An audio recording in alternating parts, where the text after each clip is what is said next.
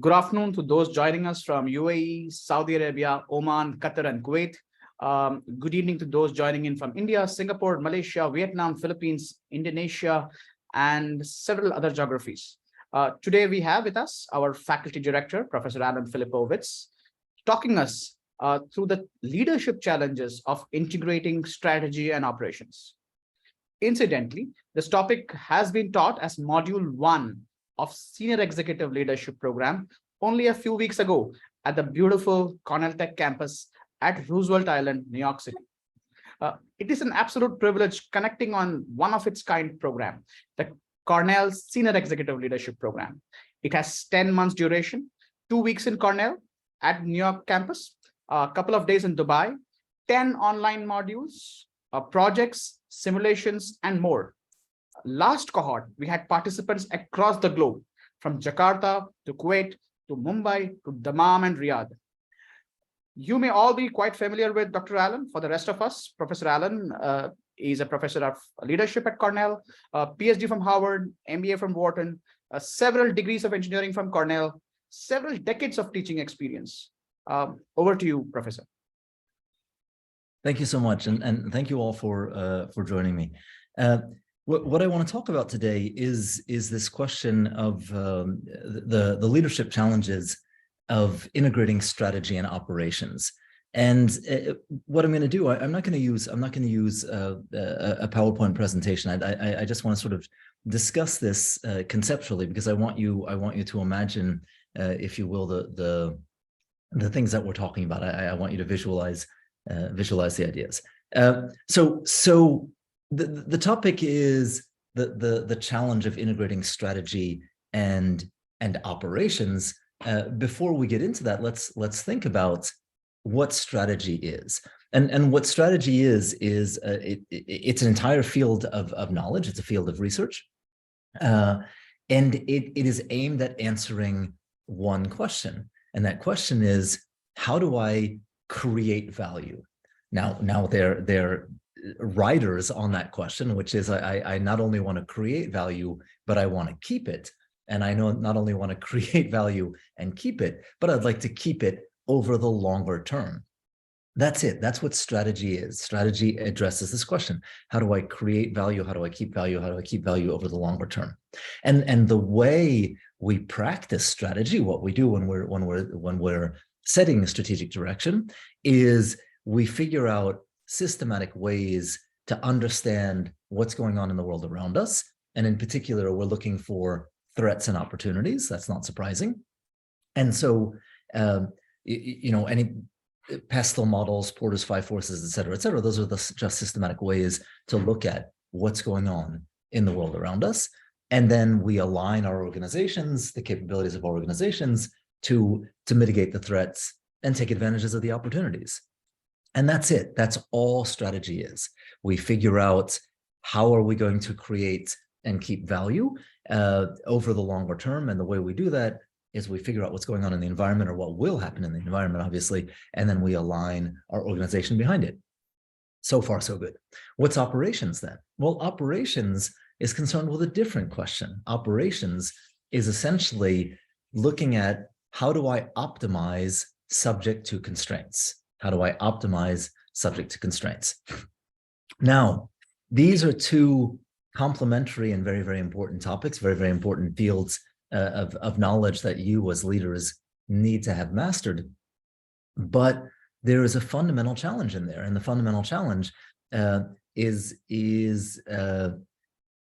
driven by the almost opposite nature of these two fields. Let's think about strategy again.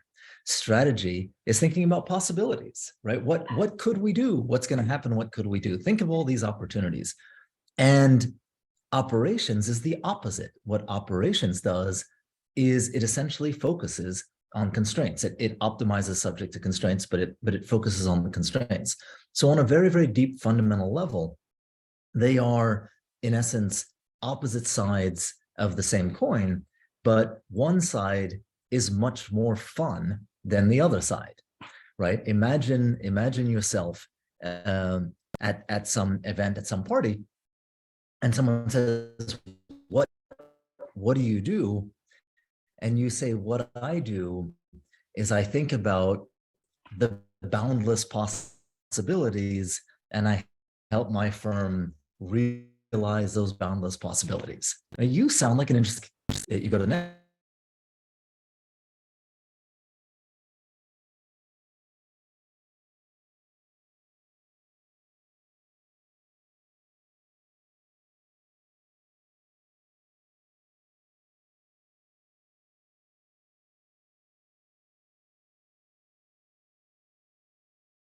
I guess we are losing Alan. Please give us a couple of minutes to for the professor to connect back. For you. Professor, we lost you for a few seconds. Oh, how far back? Of a few seconds, 30 seconds max. Okay, so as I said, Alan, just one thing for the rest of the team who's watching this. If you have any questions, please post it over chat, and the professor can pick it up during the end of the session. Super, thank you, John. Thank you. Alan. Okay, so very quickly, we said strategy is how do I create and keep value? And the way you do strategy is you figure out the threats and the opportunities in the environment, and then you align your organization to take advantages of those opportunities and to mitigate the threats. That's what strategy is. Operations is how do I optimize subject to constraints? Now, though those two topics seem like they fit very nicely together. In fact, the operations is the alignment of the organization to address the opportunities and threats in the environment. Though the topics seem like they should fit very, very nicely together, what happens at the individual and organizational level is that there are strong forces that actually cause these two things not to mesh. And one of them is that fundamentally strategy is looking at possibilities. What could we do? Whereas operations is fundamentally looking at constraints, right? What can we not do?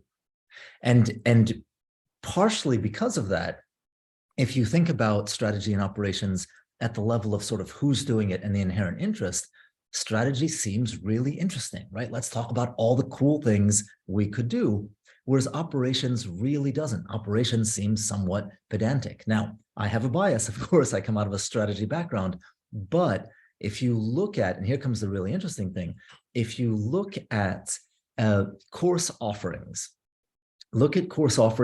high-level courses from prestigious institutions, what you will see is a preponderance of things that deal with strategy. And that makes sense because the CEO thinks about strategy, right? Senior leaders think about strategy.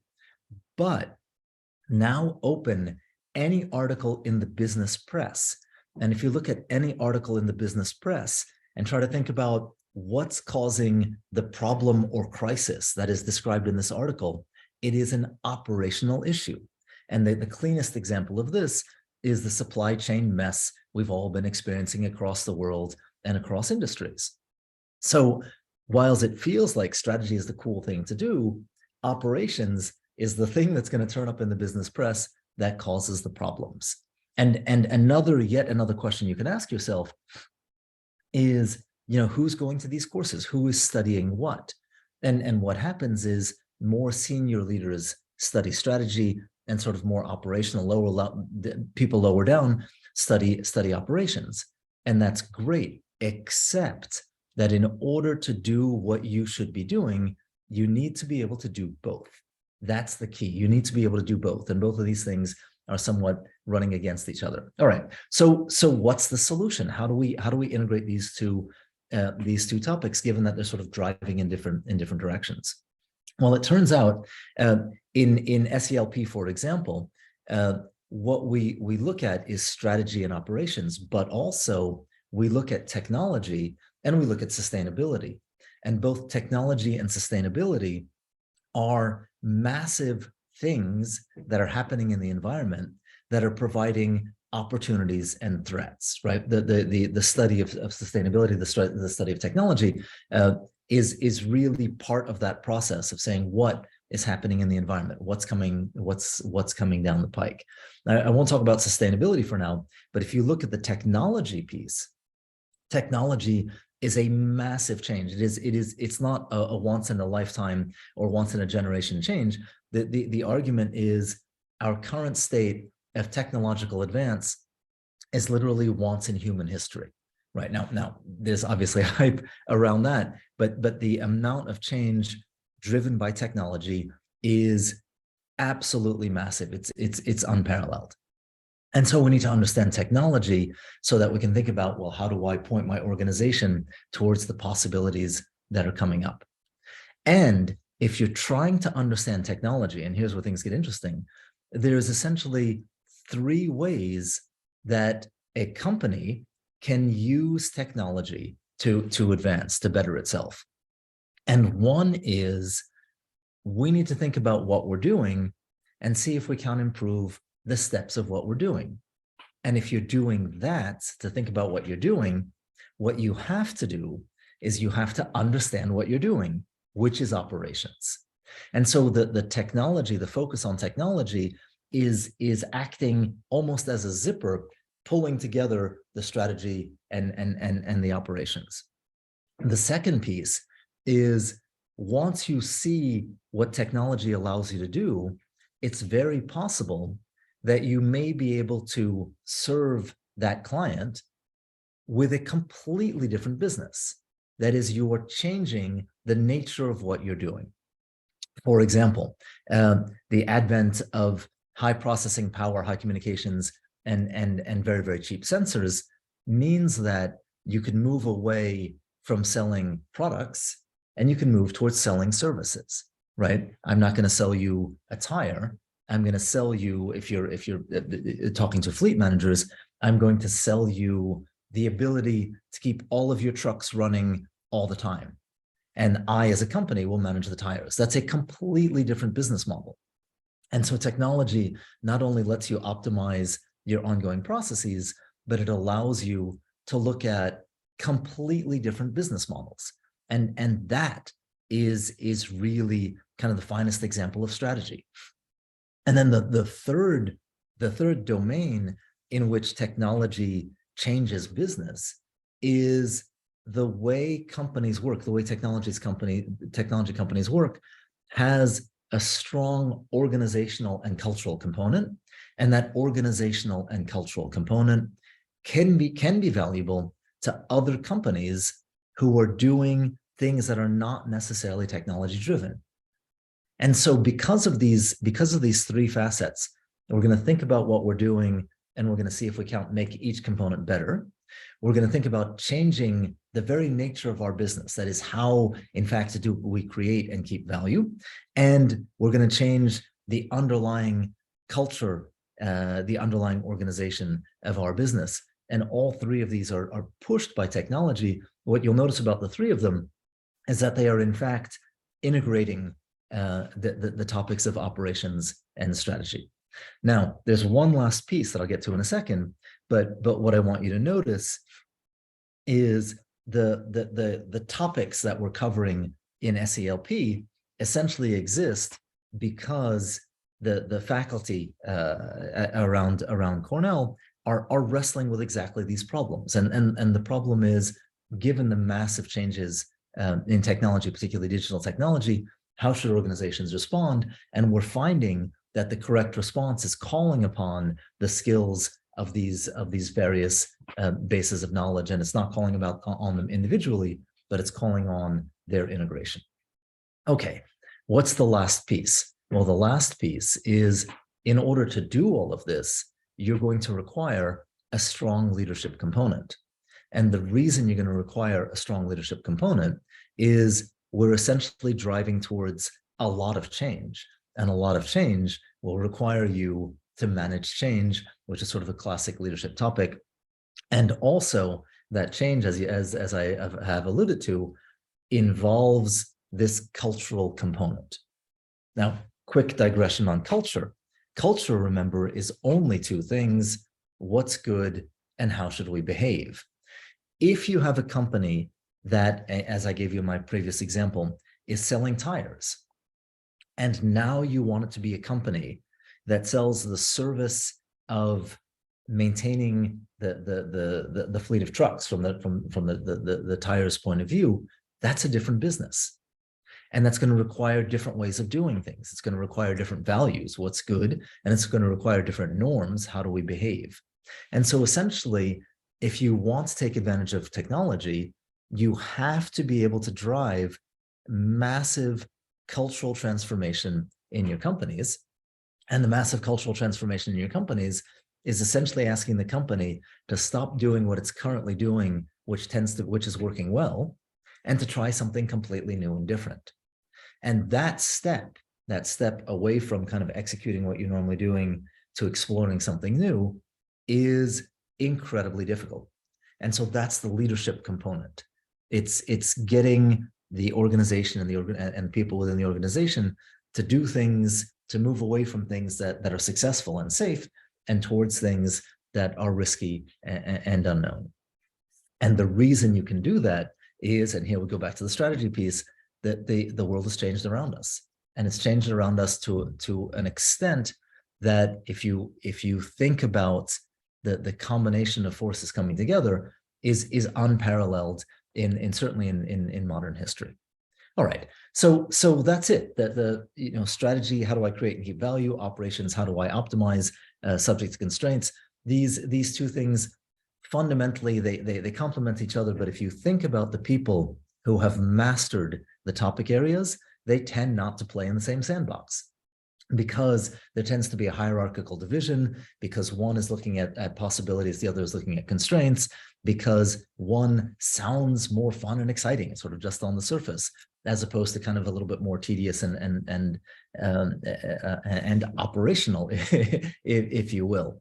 And because of that, we tend not to have in organizations a lot of leaders who have enough knowledge in both to be able to translate. And that's what you absolutely positively need in order to take advantage of the threats and opportunities in the environment. That's kind of the setup. And technology, the way you think about technology as the answer. Technology, again, is one of the two biggest forces in the environment. And what the way organizations respond to technology is through essentially three paths. One is we look at what we're doing and we're changing that, we're making that better, and that draws the operations in. The second is we look at what we're doing and we think, can we have a completely different business? And the third is we're looking at how companies who are successful in this space are operating from an organizational, from a cultural level, and we're thinking about whether we can emulate that and how that can help us be quicker at responding to the environment. And those three draw in operations and technology together. And again, I gave you the metaphor of the zipper. They sort of act as the zipper that integrates the two components. I'm fascinated by this field. My colleagues are fascinated by this field, that we have the opportunity to work on these kinds of problems within the SCLP program. So we're very happy about that. If you join us, that would be lovely. Thanks, Allan. We have a couple of questions. The first one is from Mark Tan. He asks, how can operations view strategy as essential? You did cover why strategy thinks operations should be very important. But how does operation folks view strategy as being very, very important? Where is Mark located? I think so, Singapore. Okay, all right. So Mark's located in Singapore. Let's say that Mark's in Singapore. Mark's successful. He goes to Sentosa. He takes his yacht out, right? And he says, "All right, I want to go. Where do I want to go? I want to go diving in the Philippines." Right, that's what Mark wants to do. Fantastic, because the diving is really nice in the Philippines, and he's got a yacht that will get him there. That's super. Now, imagine that Mark spends his time optimizing that yacht. That thing is incredibly fast and incredibly fuel efficient, right? But has spent so much time optimizing that yacht that he forgot to put in any navigational devices. That is, they have no idea where they're going. How long is it going to take Mark to get to the Philippines? There's another person who has a yacht that is not as fast, not as fuel efficient, but has spent some time building in navigational devices. That is, they have a compass, they have basic GPS, they've got a couple of charts. And they're going to race to the Philippines. Who will get there faster? Right? And the idea is not having a good strategy or strategic not having a well thought out strategy is bad, but it is really, really bad if you've optimized your operations, right? Because now you've got a really fast yacht. Mark leaves Sentosa, he pulls a hard right, and before he knows it, you know, he's off the coast. He's in the Maldives, which is not bad either, but that's not where he's heading. Thanks, Allan. Robbie Lassman asks, how to lead diverse teams in some virtual and complex organizations? So it's a great question. It's a broader question than we have time for today. But I love that. I love that thinking.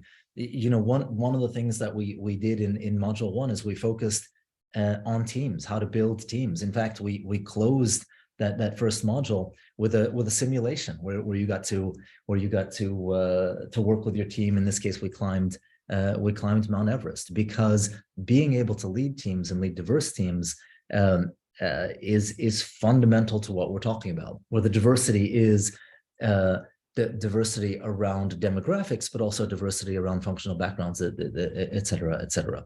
I'll give you one hint: the having a clear superordinate goal and having everyone on the team understand what that goal is and how they're contributing to that goal is kind of one of the fundamental drivers. And then beyond that, there's sort of a lot of other things that we can talk about. But the searching for that answer is absolutely the right thing to do. That's the thing that will allow you to put these other things into place. Sure. Pradosh Ganguly asks, is the SCLP program curriculum taking into account the current economic and business situations, or is it based on theories? No, it's very, very much focused on the current situation. You know, when we were in class, we were in class in December, late December, and one of the faculty who was talking about sort of technology and technology, the opportunities afforded by technology, was drawing in sort of the latest beta versions of technological advances, things that had not yet been released to the public, but he had access to because he's a research scientist. On the flip side, when we were talking about operations, we were literally drawing from the recent headlines. In this case, we were looking at a recent supply chain issue that had come up, and we were using the tools from the course to help us understand what was going on in that particular supply, yet another supply chain disruption. So we're completely focused on what's going on in the world today, both in the business sense, but also in terms of, you know, what are the threats and opportunities, and how can we think about using our knowledge to help your organizations get at those. Sure. Allan, we have a question from Sarah Musa. She asks, how do you ensure the buy-in of the organization on the strategy in a day-to-day operations when the strategy is deployed? So and again, it's an important question. It's like the team's question, and we spend time on this again when we're talking about leadership, because in order to do what we're suggesting that you do, you need to be able to influence people, you need to be able to negotiate with people, and we start with those fundamental skills, and then we build up from those fundamental skills to say, look, now that you know how to influence people and how to negotiate with people, how do you use that to essentially implement the strategy? That's kind of a bottom-up approach.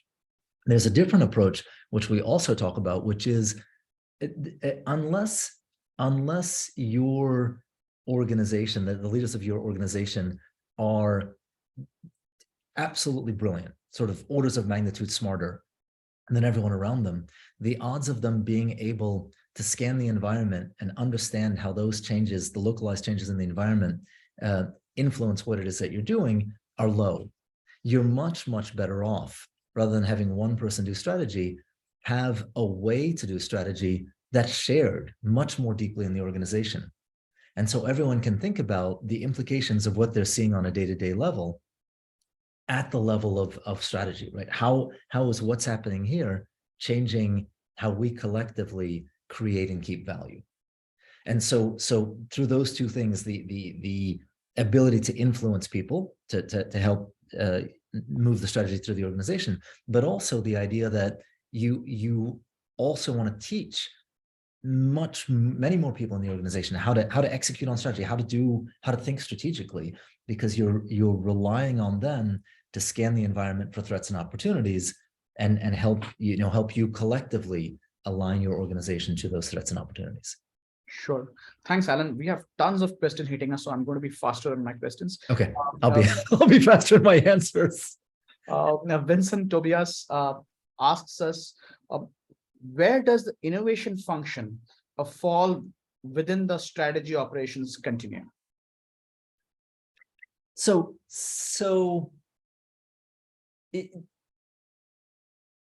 I made an allusion to this earlier when I talked about culture and the role of leadership. But the challenge of organizations is that there's essentially two things that they can do. And one is I've got this cool product that I'm selling. I'm executing on what I know how to do well. It's making me tons of money. I'm going to keep doing it. There's a second thing that they can do, which is I'm going to do something different. And what we talked about in terms of I'm going to change my processes. I'm going to change my business model, et cetera, that's doing something different.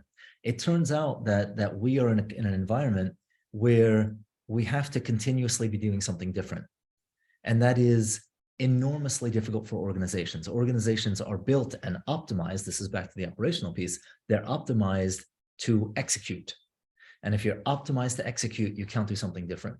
And so everything that we talk about has to have this layer of how do we manage this dichotomy, this tension between executing and exploring, because you want to be innovating all the time, everywhere, without destroying the underlying engine that's generating the cash for you now. Thanks, Allan. Maybe last few questions. Raymond Velasquez asked this question.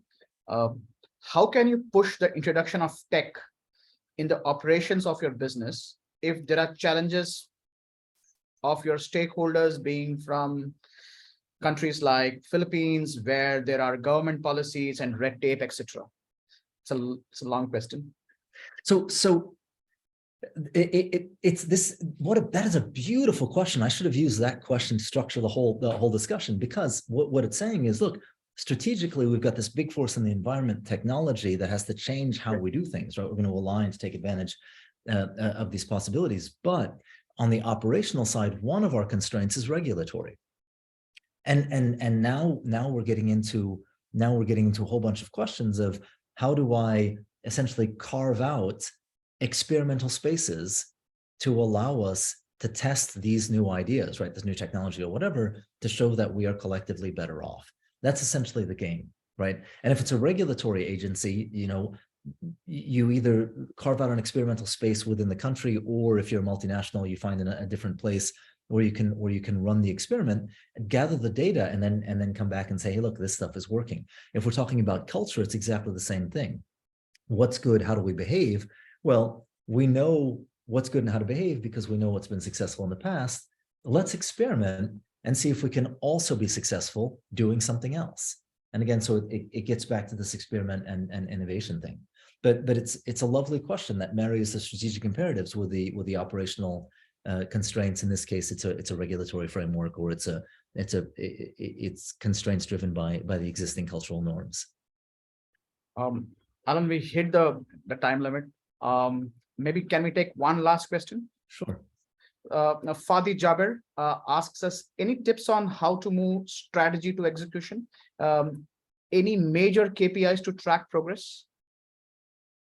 I think what the answer is in the question, because one of the things that we learn in the program and that we all should collectively learn is how do I recognize the thing that I should be measuring, right? What is the thing that I should be measuring? Because if you're measuring the wrong thing, it's going to drive you to make the wrong decisions. And that sounds almost tautological, but part of the game of marrying strategy and operations, particularly in this environment, is to think, well, what do I really know? Because the amount that you can know now becomes incredibly high, the amount becomes incredibly large, because of our ability to measure things. It has expanded exponentially because of technology, which means that my KPIs can be based on data that is completely different and in fact unimaginable even relative to 10 years ago. And so part of the exercise of what you're doing, both on the strategic and operational side, is to think, if I could know anything, what would be the most useful thing to know? And those are going to be the metrics that I use to measure my success against. So this idea of rethinking our metrics and the implications of that is absolutely crucial. It's a lovely leading question. Thanks, Allan. I just want to acknowledge Mukesh from Bangalore, Ramendra, Patterson, Vincent, Adi. I know that you all have questions. Maybe we will take them offline. Allan, you have a very busy schedule at Ithaca, a very busy teaching day. Thanks tons for engaging us despite the schedule. Wishing you a great day ahead. Thank you all for attending the session. Thank you so much. Thank you for your questions. Very, very enriching. Thank you, Allan. Bye-bye. Bye-bye.